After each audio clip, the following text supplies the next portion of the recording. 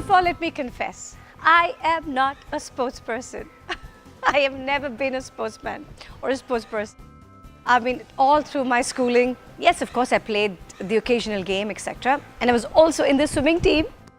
We lost that competition, but that's a whole different story.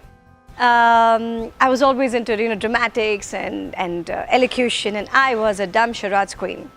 So when I started the school, I mean, of course, I knew why sports is important, right? And we'd kind of timetabled for sports, but unfortunately, it was timetabled just as another subject, like a co-curricular activity that all children did.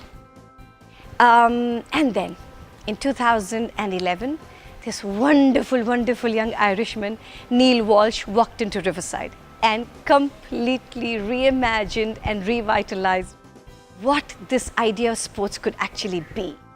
And the redesign and the version of sports that he then started creating was outstanding. Suddenly, sports went from being just a competitive, skill-based game to a space where one could, it could be inclusive.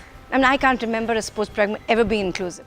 For the longest time, sports was always about the fastest and the quickest and the strongest. And suddenly this boy comes and reimagines it as the most inclusive program, where gender didn't necessarily come in the way. We didn't have to worry about size and height and weight, none of those. It became a wonderful, wonderful way to learn about leadership and innovation and inclusivity. And then subsequently, the design of the sports day was ridiculous. It was a combination of a carnival, it was a competition, it was a celebration.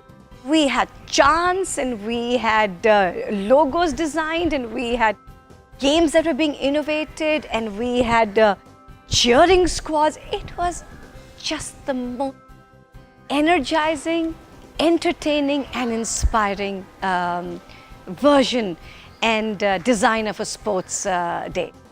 So I think through all of this, I think the one thing I learned very, very strongly at that point was, don't ever lead from hierarchy, always lead from competency.